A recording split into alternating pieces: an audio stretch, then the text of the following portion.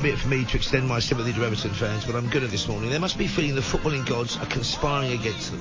Saturday's late own goal from Seamus Coleman saw them lose 2-1 at Bournemouth, equalling a club record of 12 games without a win. Everton were deducted 10 points, as we all know, reduced to 6 on appeal for breaching Premier League financial rules. They're awaiting the outcome of a second charge, and on Sunday, ouch, they announced losses of £89 million covering the 22-23 season. Now, some of those losses can be written off, but even so, it's going to take a huge turn to profit over the next couple of seasons to try and turn that one around, I'd imagine. I wonder what the thoughts are of Ollie Hayes. I've spoken to Ollie many times. He's from the Toffee Blues podcast, a great listen, available from good podcast providers. It's funny, it's provocative, well-informed. At the moment, though, it must feel a bit like a difficult thing to recall. Is it because the bad news is coming left, right and right down the middle as well for you guys at the moment? Good morning, Ollie. How you doing? Not too bad, Paul, and yourself. Yeah, the news, it rains, it pours. It just seems to get worse every single time you turn on the news or open Twitter. It just seems to get much worse. And yeah, yesterday's news about the points, the losses, the PSR, the losses coming through again, it just shows how much of a dire situation we're in. It's really disappointing. And of course, the two are very much intertwined because you're having a bad run of form, and if you're making losses, then it's difficult to see how. I mean, if God forbid you were relegated, it'd be the first time in your history out of the Premier League. Then goodness alone knows how you'd cope. It will. It'll be 70 years in the top flight. It'll be the first time we've relegated, and you know, it just seems to get worse every single time. I think seeing this news come through about the PSR and the losses, I think before Christmas it galvanised us with the 10-point deduction. We saw an upturn of form there, but you know, in a team that hasn't won 12 games now, Sean Dyche is really struggling for any form and any change of tactics. I think it's probably going to go from bad to worse. I mean, I do wonder whether they're going to take a better look at the returns. I mean, they're all very factual, Everton's returns, of course they are, but I think something getting on for £30 million is directly due to the Russian invasion of Ukraine, because you lost various deals with Russian backers, and of course I think it's led to a drop in revenue on top of the £20 million of about £8 million or £9 million. Now that's surely got to be written off, but even so it leaves you with £50 million, say, which means you've only got another £100 million over the other two seasons. But the difficult thing for me to get my head around is, by this time next year, all this may well have changed. You may well be relegated through rules that have been suspended after being really only inflicted upon Everton once.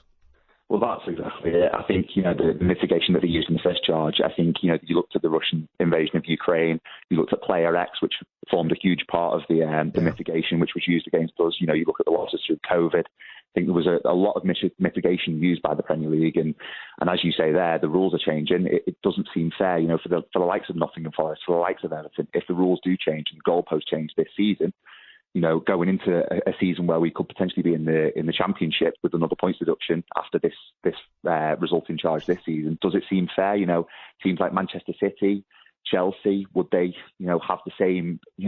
Would they have the same criteria be met during their charges? I'm not so sure. So it's difficult to hear as an Evertonian, and I'm sure. I must say on that one, I know what they are charged with, certainly with Man City, rather different charges. In fact, potentially far more serious, further down the line, because of course they're protesting their innocence. They've got every right to do, and they're going to fight it tooth and nail again, as they've got every right to do. The problem with accounts is, what can't speak can't lie. We know the red, we know the black, and there's good news. Profit on players of, I think, totalling £47.5 million. Money was spent on they continued to rent the club's new stadium. That's at Bramley-Moore Dock. Yep. £210 million. So money's being spent, but I don't quite know. And again, we've had trouble today talking about financial experts because it's a Bank Holiday Monday yesterday. I don't quite know how much of that can be written off, but that's surely an investment in the future. Those aren't losses. Those are investments. It is, and you know, you look at the stadium. It's regenerate a massive area of Liverpool. It's going to bring loads of jobs to the city.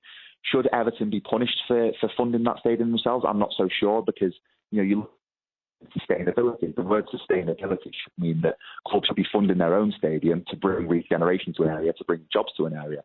Is it the fairest thing that these losses shouldn't be written off, be putting Everton's profit in sustainability? I'm not so sure. But it's just difficult because, as you said earlier, the goalposts are changing. They're changing the regulations.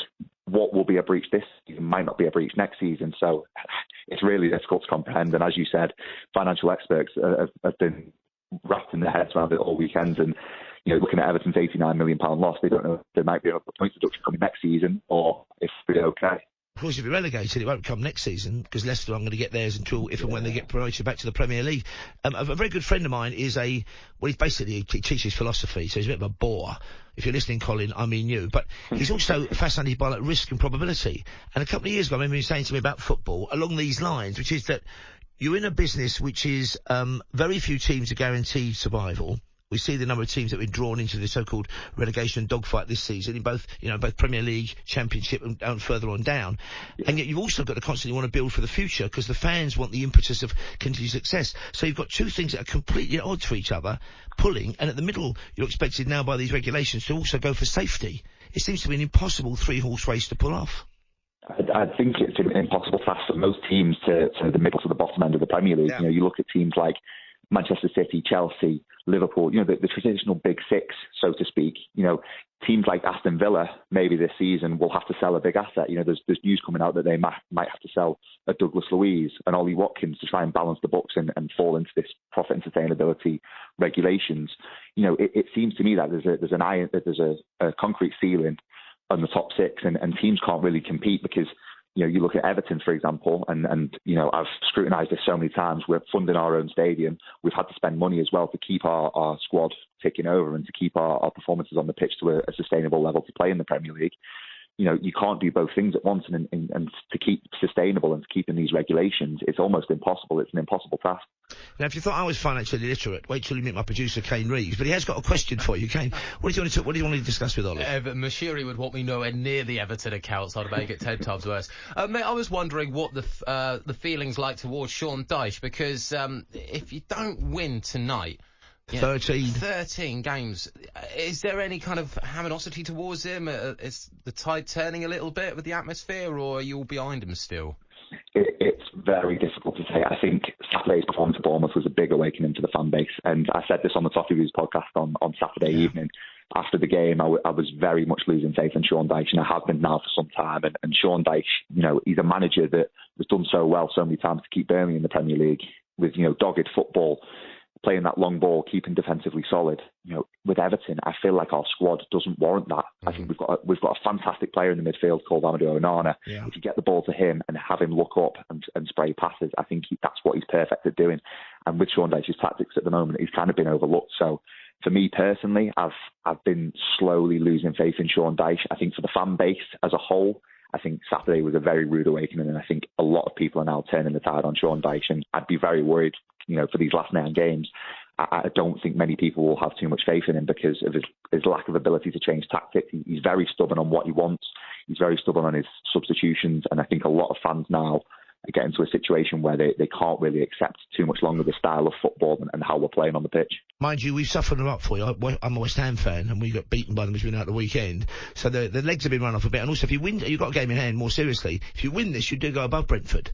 And then, of course, the light starts to appear at the end of the tunnel, I think. It does, but the game in hand, a lot of Everton fans will know the game in hand, and it is against Liverpool in the Merseyside derby at Goodison Park. So you'll win that one. They're a busted flush. Oh, how amazing would it be if Everton had a huge say in the title race as well? Well, ironically, last season you were kept up by a win over Bournemouth. Of course, you managed to snatch that late winner at the weekend.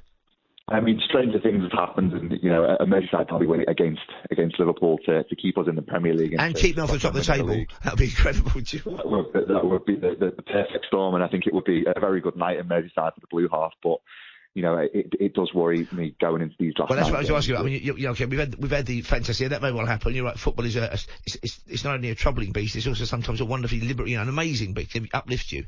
What about the downside of this? Because if you do get relegated, there isn't any. I mean, you can't remember. I presume you've got no notion of Everton not being a top flight team. I think obviously for my 21 years of living, Everton have been a top flight team every single year. I think for me personally, it will be a real shock to the system because so many Everton fans haven't seen us being in the Championship. We haven't seen us be in the second tier, and just on a personal accolade note, it's for Everton, it's such a long-serving amount of time in the top flight. It'd be really sad to see that record go. Obviously, with all the points deductions and how we're playing on the pitch at the moment, it would be really sad to see that record go. But on a financial level as well, would we be able to survive in the Championship? We know how rigorous the EFL are on their financial regulations, and we know how much of a mess Everton's books are at the moment. So that for me on a financial level worries me, and on a footballing level as well. It will be every team in the Championship. Well, it'd be trips to Plymouth, trips to Millwall. There's nothing wrong with trips. Trips to Southampton. I mean, God forbid.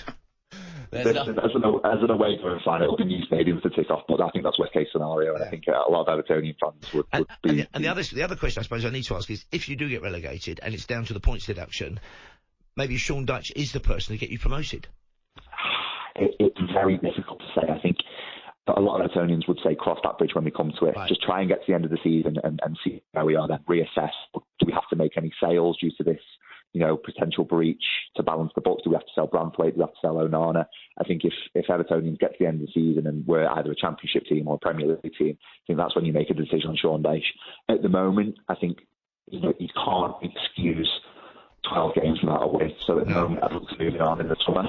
But let me ask you very quickly one final question. I do get the sense, so apologies for that giving phone quality, it's probably our end, but Ollie, maybe I can get you to change position or rub some lard in your phone or something. But from my perspective, I'm wondering whether we're seeing almost a kind of Custer's last stand of an old model of ownership, almost an analogue model of ownership in a digital age, with I'm not going to cast any shade on the people, outgoing people or whatever, because you're waiting to see whether you can get taken over by this 777 group from America.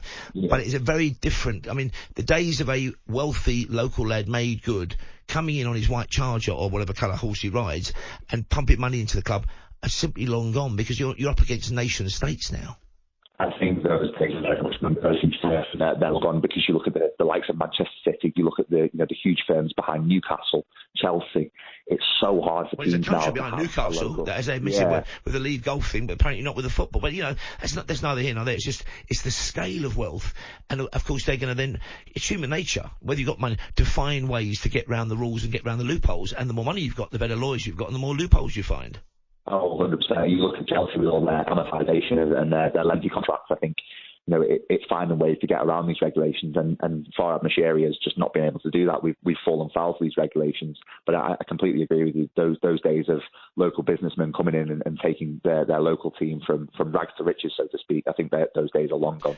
It's a great talk to you again, Ollie. I wish, as Kane was saying, I wish it was under happier circumstances, but I'm sure next time we speak you'll be a top half of the table team and loads of money in new owners. Maybe won a game. Stop that now. Hopefully. And I will say good luck tonight to Everton, because of course I think I don't want back for Newcastle after West Ham's unlucky performance against them at the weekend. Cheers to Ollie Hayes there from the fantastic Toffee Blues podcast.